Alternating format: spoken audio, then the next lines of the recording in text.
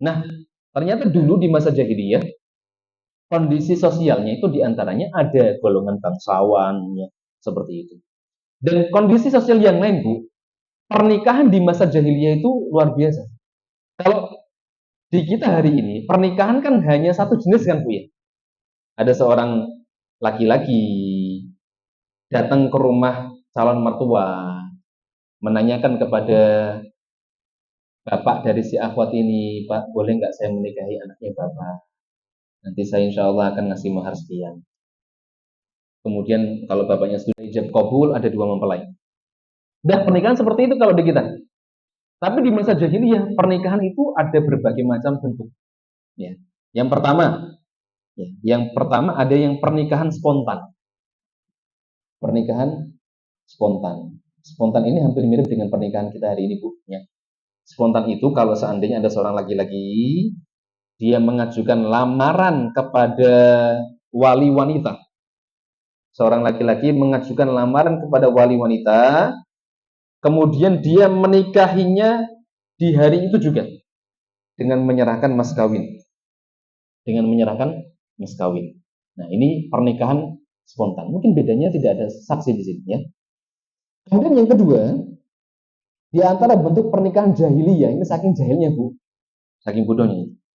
Seorang laki-laki, dia akan bilang kepada istrinya yang baru suci dari haid.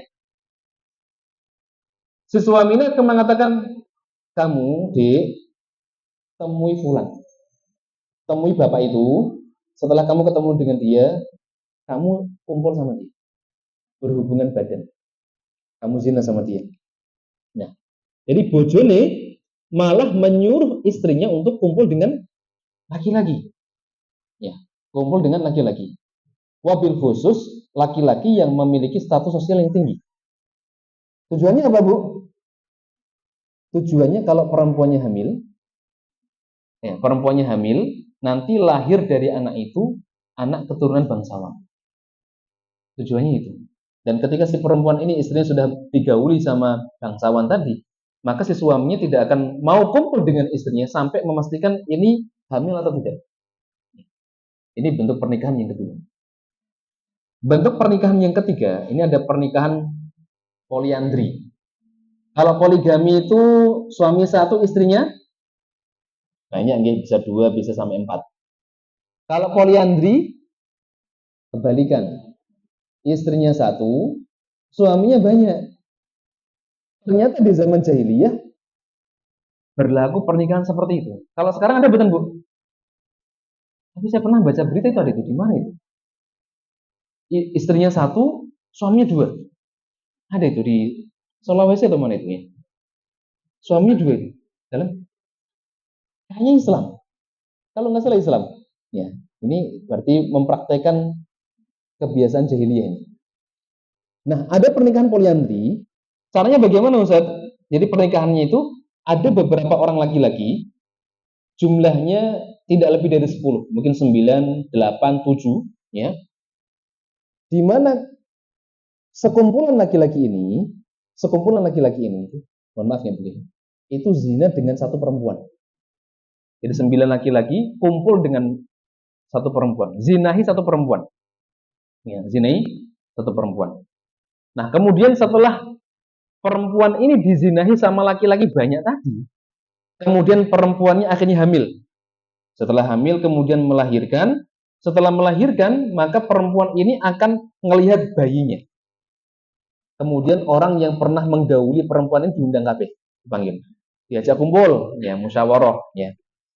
Kemudian setelah kumpul, nanti perempuan ini akan melihat iki yang paling mirip endi ya.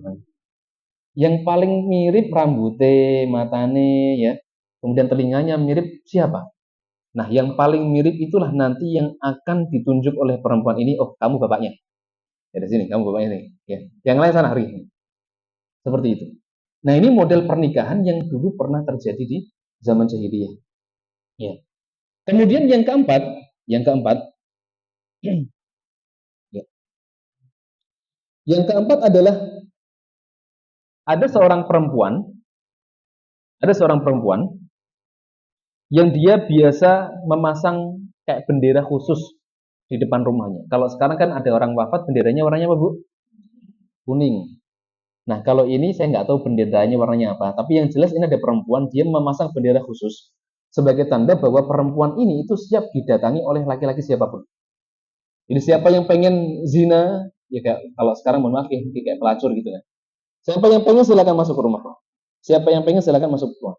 Nah, ketika sudah berzina dengan banyak laki-laki, kemudian perempuan ini hamil melahirkan, maka dia akan menulis nama setiap laki-laki yang pernah dia zinahi, yang pernah zina dengan dia, kemudian diundi. Ini siapa yang berhak untuk menjadi suami saya atau anak dari ayah dari anak ini, seperti itu.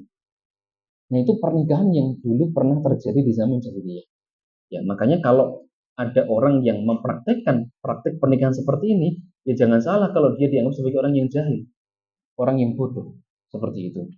Nah, ini salah satu contoh bagaimana kondisi sosial yang terjadi di bangsa Arab sebelum diutusnya Rasulullah Shallallahu Alaihi Wasallam.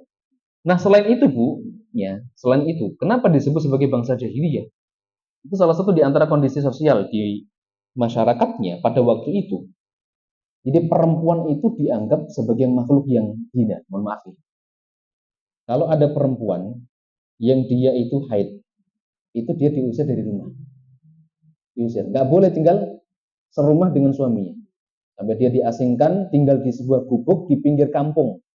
Seperti itu. Ya.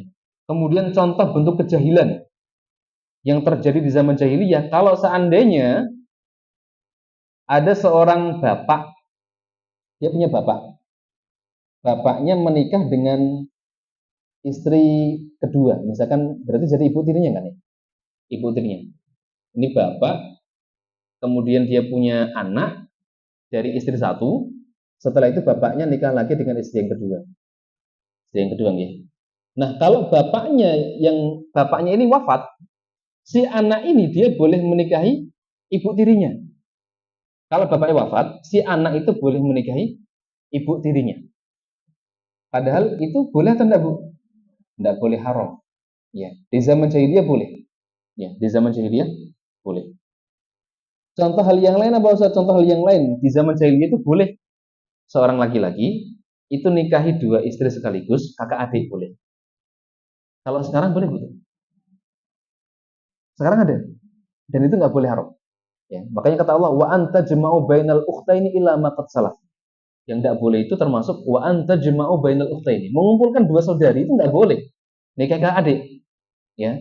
Illa ma qad salaf, kecuali yang sudah terjadi. Ya, kecuali yang sudah terjadi. Ini bentuk pernikahan jahiliyah. Termasuk di antaranya yang lain, Bu, ini yang paling sering kita dengar.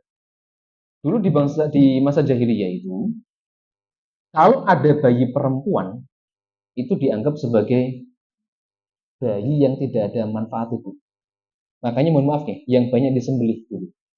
Ketika di zaman jahiliyah itu bayi perempuan. Kenapa? Karena ada sebagian orang yang menganggap bayi perempuan itu aib. Nggak ada manfaatnya, nggak ada gunanya. Kenapa? Karena disuruh perang juga nggak bisa. Disuruh dagang, ya. Kan perdagangan mereka kan banyak yang mereka safar ke Syam. Banyak yang safar ke Yaman. Ya. Safarnya mereka untuk berdagang kan kalau tidak ke Syam, itu ke Yaman. Bahkan sampai Allah Subhanahu wa taala menurunkan satu surat yang membahas tentang ini, Bu. Surat apa, Bu, itu, Bu? Surat apa, Bu? Surat Al-Quraisy, betul. Li'ila fi Quraisy ila fihim rihlatash syita'i was-shaif. Allah menjelaskan di dalam surat Al-Quraisy itu di antara kebiasaan orang-orang Quraisy, ila fihim rihlatash syita'i was-shaif.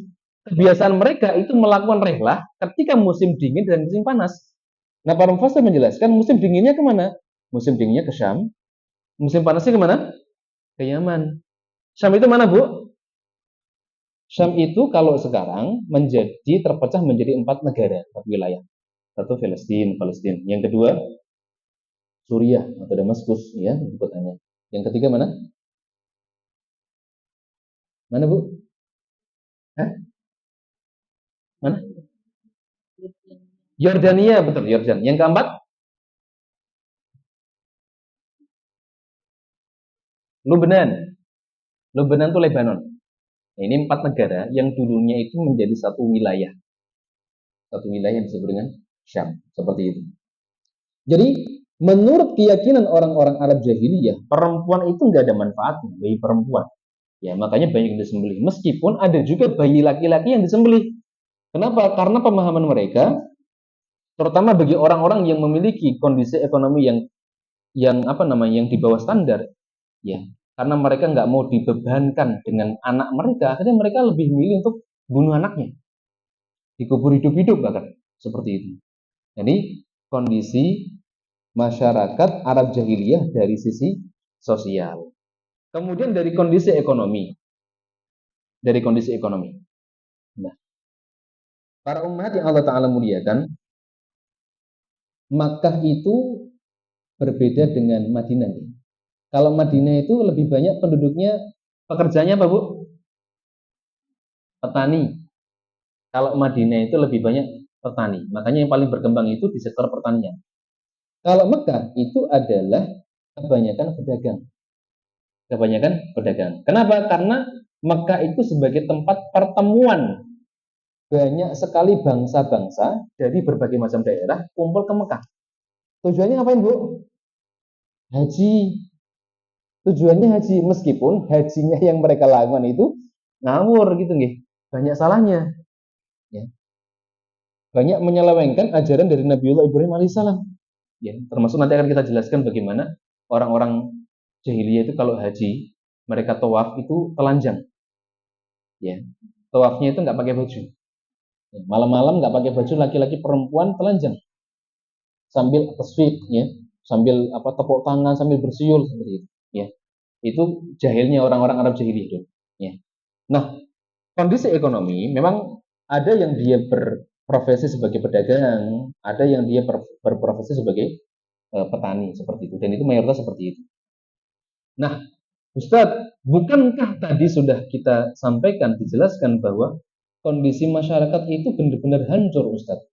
Mereka dari sisi sosial itu sudah seperti itu. Kenapa Allah Subhanahu wa Ta'ala memilih para nabi, termasuk diantaranya adalah Nabi Muhammad SAW dari bangsa Arab? Padahal kondisi sosialnya seperti itu. Kenapa dipilih?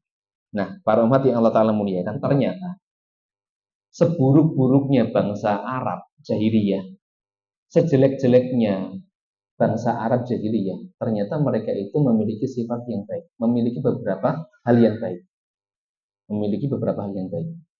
Ya. Wabil khusus kaitannya dengan akhlak. Ya, kaitannya dengan akhlak. Ya. Apa itu, Ustaz? Yang pertama. Berapa itu? Belum ya. Yang pertama, kedermawanan. Jadi meskipun mereka itu memiliki status sosial atau kondisi sosial yang subhanallah ya jahilnya, tapi mereka itu memiliki beberapa akhlak yang mulia. Di antaranya satu, dermawan. Jadi orang bangsa Arab itu adalah bangsa yang dermawan. Karena mereka itu ya pengen berlomba-lomba membangga-banggakan diri. Jadi kalau ada orang yang lomo, Bu, lomo itu, Bu, dermawan, itu dianggap sebagai orang yang punya status sosial yang baik. Ya, jadi orang terpandang. Ya mungkin hampir mirip dengan kita nih. Kalau ada di masyarakat orang yang sering ngasih kan dipandang baik ya, Bung. Nah, bangsa Arab jahiliyah itu adalah bangsa yang dermawan karena mereka itu saling berlomba-lomba untuk membanggakan diri. Semakin banyak dia bersedekah, semakin banyak dia memberi, maka dia akan semakin bangga. Oh, aku tuh wong hebat. Ya. Makanya tidak jarang, ya, mereka itu bersedekah, mereka itu memberikan sesuatu kepada orang lain, tapi memberinya itu untuk hal-hal yang tidak baik. Contohnya apa, Ustaz? Contohnya, dulu kan khamr kan memang bagi mereka hal yang minuman yang boleh diminum gitu. Jadi orang-orang Arab itu kalau sama khamr itu dermawannya luar biasa. Jadi beli khamr, beli minuman keras, ya berapa kerat itu, ya silakan diminum, ya digratisi, ya, seperti itu. Makanya khamr itu menjadi minuman yang Kalau di kita itu mungkin kayak minum air putih biasa, Bu. Ya. Minuman sehari-hari mereka. Ya, minuman sehari-hari mereka. Sehingga ketika Allah Subhanahu wa taala mengharamkan khamr itu tidak langsung ujuk-ujuk dari yang boleh menjadi haram, enggak, tapi tadarujan. Kenapa? Karena khamr itu sudah menjadi minuman sehari-hari mereka. Kalau langsung diharamkan, mungkin ada sebagian di antara mereka yang menolak. Ya. Sehingga proses untuk mengharamkannya dari yang awalnya boleh menjadi makruh, ya, boleh makruh, kemudian apa namanya, dilarang diminum kalau mau sholat. Karena dulu ada orang yang mau sholat itu mabuk, Bu, ya, mabuk, akhirnya baca suratnya ngawur kemana-mana.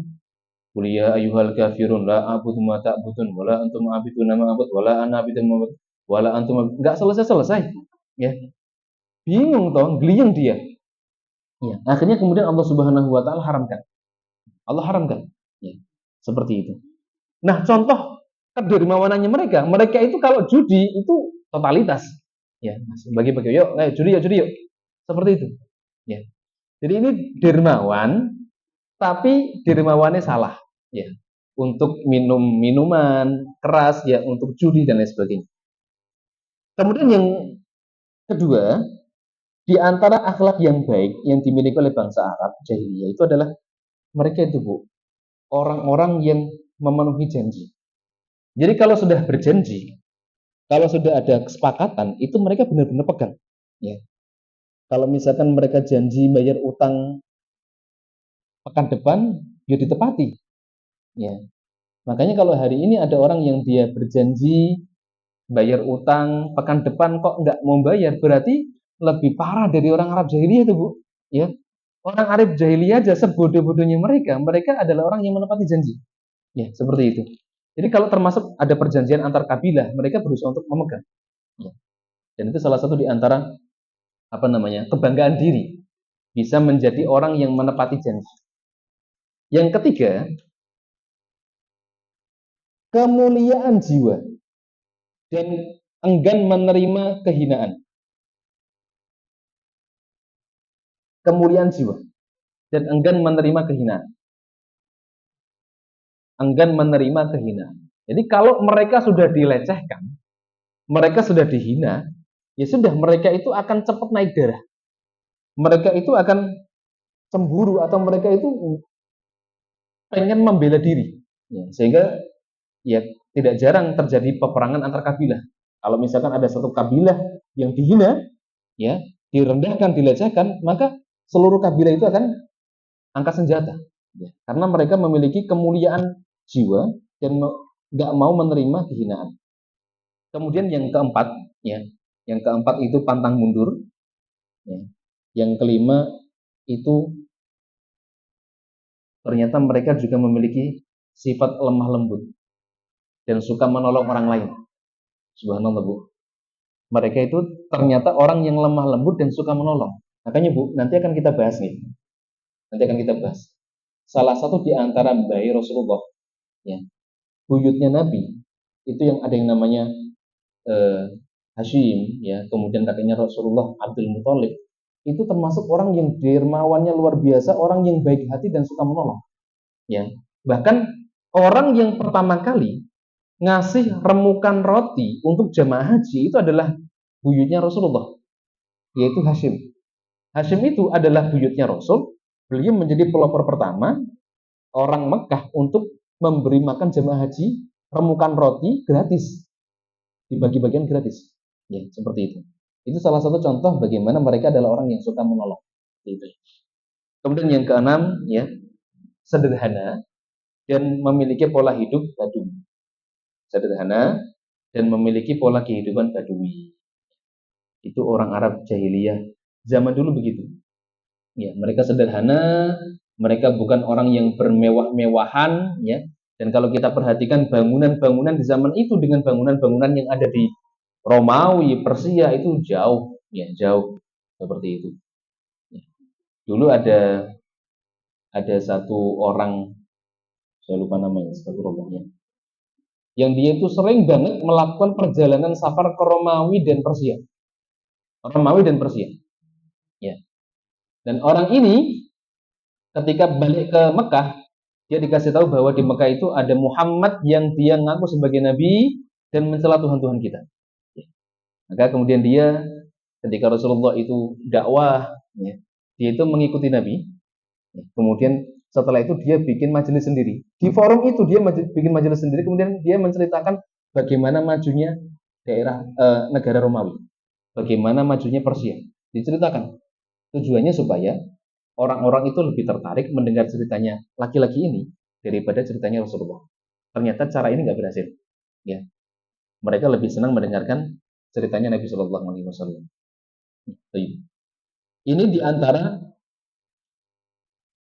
faktor akhlak, ya, yang mungkin bisa menjadi pertimbangan atau sebab kenapa Allah Subhanahu Wa Taala memilih mereka sebagai bangsa yang banyak diutus para nabi dan para rasul. Nah, masih ada waktu? Dalam? Sampai jam 11?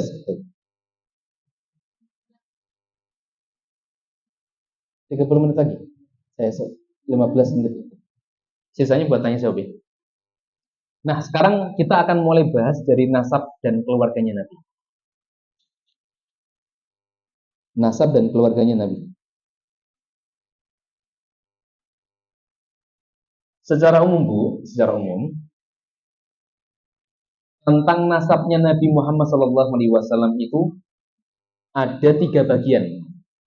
Nasabnya Nabi secara umum itu ada 3 bagian. 1, bagian yang disepakati kebenarannya. Bagian yang disepakati kebenarannya oleh pakar biografi dan nasab. Sepakati kebenarannya oleh pakar biografi dan nasab.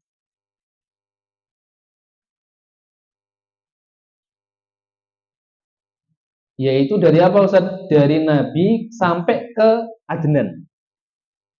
Dari Rasulullah Muhammad sampai ke Adnan, itu para ulama nasab sepakat itu benar. Benar.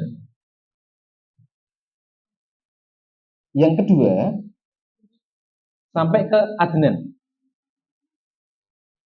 Dalam Adnan itu mbahnya Nabi. Mau saya bacakan, Bu. Dari Muhammad bin Abdullah.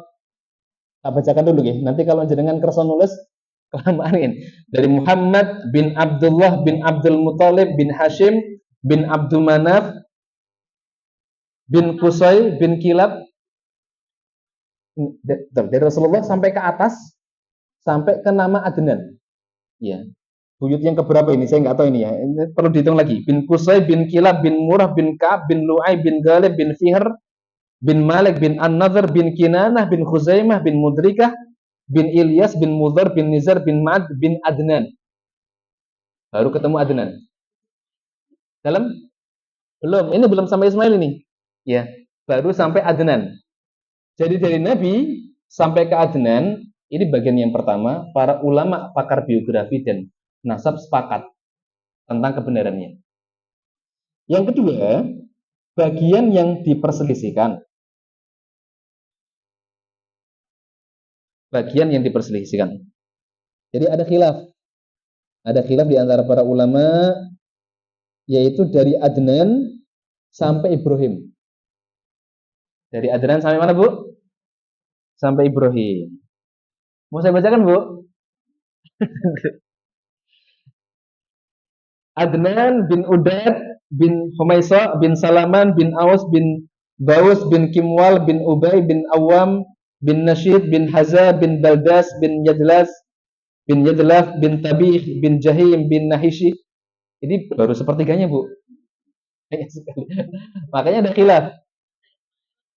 Ada nanti sampai ke Ismail Ibrahim. Ini ada khilaf, masih ada khilaf. Kemudian bagian yang ketiga, ini bagian yang kata para ulama, ini hampir pasti ada, pasti ada yang salah, ya, atau diragukan, hampir pasti diragukan kebenarannya.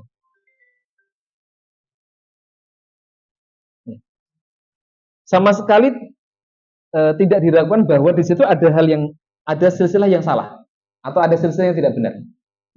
Mulai dari apa? Dari Ibrahim sampai Nabi Adam alaihissalam. Dari Nabi Ibrahim sampai dengan Nabi Adam alaihissalam, kata para ulama ini hampir pasti ada yang salah sih. Kenapa? Karena patokannya itu kisah-kisah Israiliyat. Kisah-kisah Israiliyat itu kan kita nggak tahu kebenarannya tuh, Bu. Betul kan? Kecuali kisah-kisah Israiliyat yang diceritakan lagi oleh Nabi Shallallahu Alaihi Wasallam. Misalkan apa Ustaz?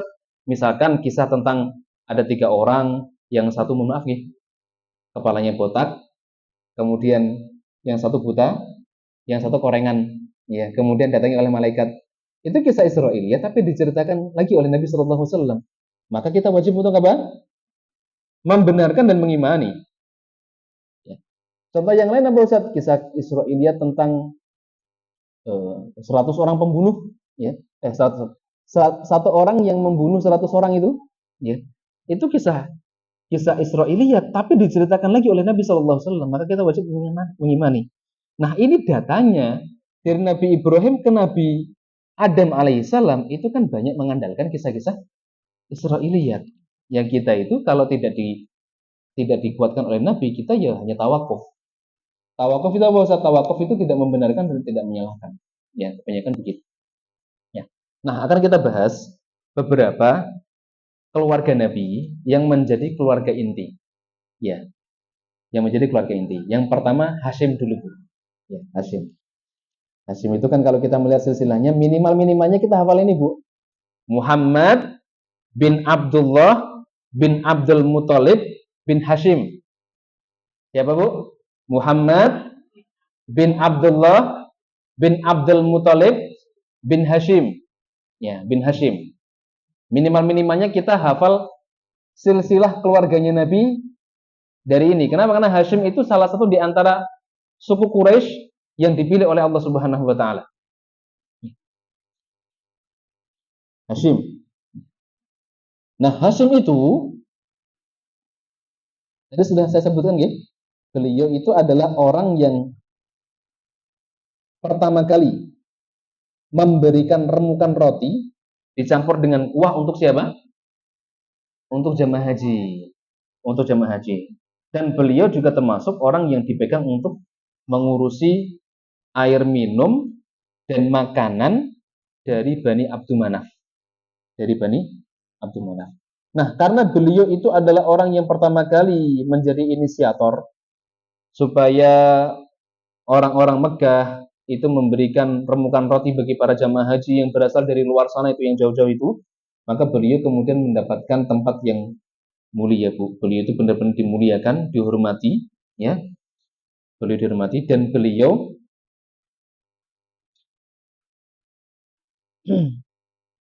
dikatakan di sini adalah orang yang pertama kali membuka jalur perdagangan 2 kali tadi.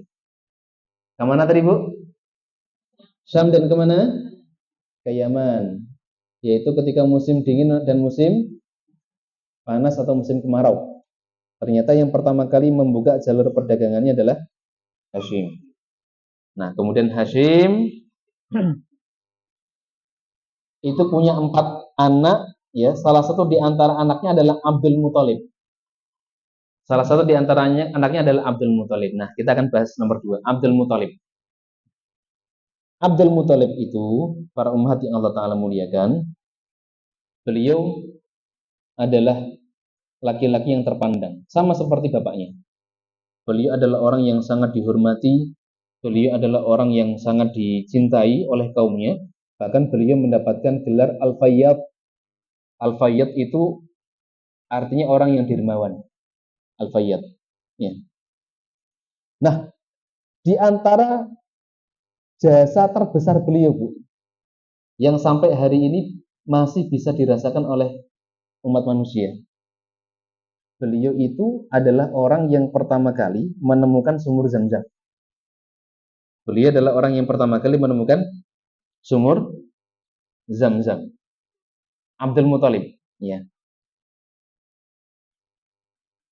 Jadi yang pertama kali menggali sumur Zam-Zam adalah Abdul Muthalib. Dan sampai dengan hari ini, subhanallah, Ya, air zam-zam masih bisa kita minum, masih bisa dinikmati oleh para jamaah haji maupun jamaah umroh. Subhanallah. Ya. Ini peristiwa besar yang pertama. Yang kedua, peristiwa besar yang terjadi di zamannya Abdul Muthalib itu ketika beliau masih hidup, ya, bahkan sebelum dilahirkannya Nabi adalah peristiwa apa, Bu? Peristiwa pasukan gajah. Peristiwa pasukan gajah. Nah, peristiwa pasukan gajah itu terjadi di zamannya Abdul Muthalib ketika beliau itu menjadi pemimpin Mekah. Pemimpin Mekah. Nanti kalau jenengan baca tafsir surat Al-Fil itu subhanallah itu, ya. Jadi Abdul Muthalib itu ketika pasukan gajah yang dipimpin sama siapa, Bu? Raja siapa? Raja Abraha. Bagaimana ceritanya, Ustaz? Kok bisa Abraha itu pengen menghancurkan Ka'bah? Jadi Abraha itu, Bu, Abraha atau Abroha itu, dia adalah Raja Yaman. Dia adalah Raja Yaman. Raja Yaman.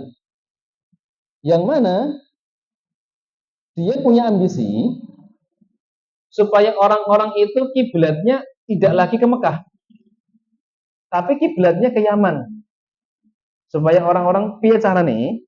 Supaya orang-orang itu tidak lagi fokus ke Mekah, tapi fokusnya ke Yaman. Kenapa? Karena di Mekah itu ada Baitullah. Di Mekah itu ada Ka'bah, sehingga menjadi daya tarik umat manusia. Nah, dia punya ambisi piye carane supaya orang-orang itu sudah tidak fokus ke Mekah tapi ke Yaman. Makanya dia bikin gereja, Bu.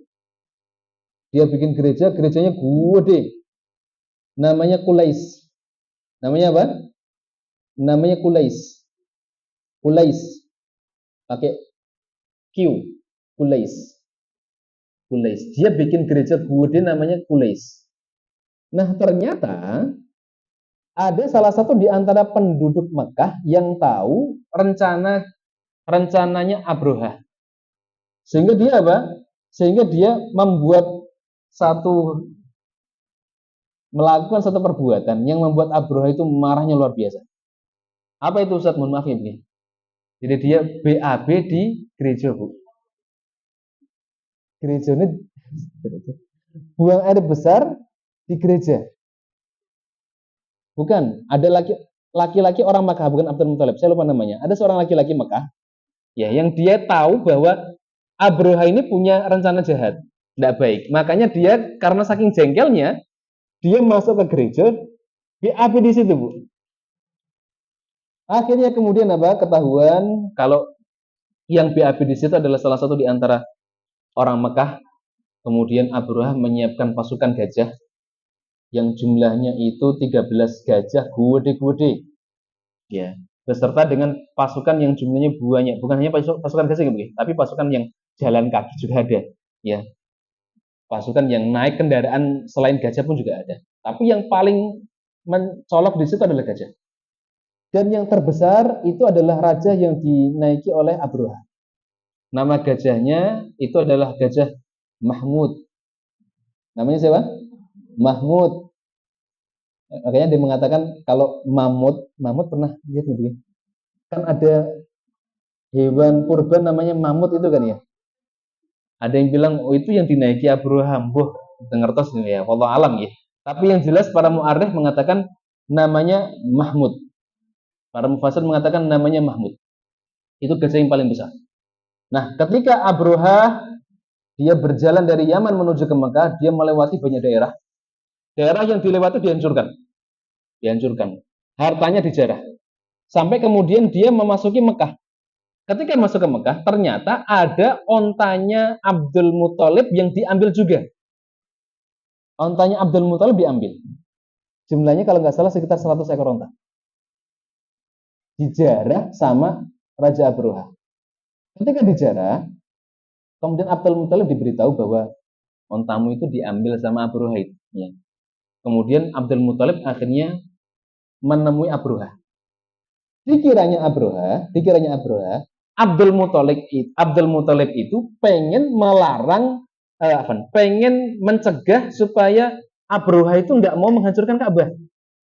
Pengennya begitu, dikiranya Abroha ini Abdul Muthalib karena dia pemimpin Mekah, mungkin dia akan bawa pasukan, kemudian dia akan melawan kita, memerangi kita. Dikiranya begitu. Ternyata tidak, Bu. Ya. Ternyata tidak. Apa yang dilakukan Abdul Muthalib? Ternyata Abdul Muthalib dia mendatangi Abroha, dia hanya minta tolong kembalikan onta saya. Onta saya tolong dikembalikan. Loh, Abroha kaget, loh. Kamu itu jadi pemimpin di sini. Kamu tidak mau menyelamatkan Baitullah, Ka'bahmu. Seperti itu. Apa kata dia? Ya. Katanya Abdul Muthalib ini kurang lebih ya. Onta ini itu milik saya. Saya tuannya. Tapi Baitullah itu ada yang memiliki. Siapa yang memiliki? Allah. Nanti Allah yang jaga. Jadi kata Abdul Muthalib, nanti Allah yang jaga. Ya. Dia hanya bilang seperti itu. Udah, mana onta saya? Akhirnya dikasihkan, Bu. Dikasihkan. Nah, ketika Abroha dia jalan sudah mendekati Ka'bah, ya mungkin jenengan sudah sering dengar ya bagaimana gajahnya itu nggak mau jalan. Tapi kalau dibalikan ke arah yang berbeda, ke arah pulang, mau jalan itu. Ya. Sampai kemudian datanglah burung yang tadi disebut sebagai burung ababil, toyron ababil, burung yang datangnya berbondong-bondong. Jadi ababil itu bukan nama burung ya. Makanya kalau sekarang di internet muncul mana tuh burung ababil ya. Jadi kan kalau klik burung ababil kan muncul gambar tuh, Bu.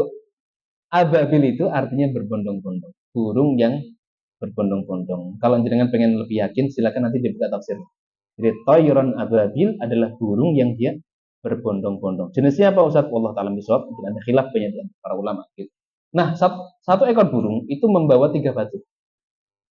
Satu ekor burung itu membawa 3 batu dari neraka. Ya, 2 di cakarnya, 1 di paruhnya.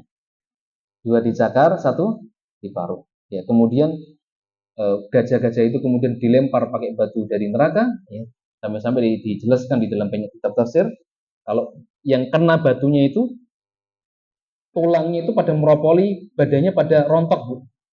Ini badannya itu pada rontok. Mungkin pernah lihat kayak kertas dibakar nih. Ya, jadi pada rontok ya seperti itu. Ya, ini Abdul Muthalib.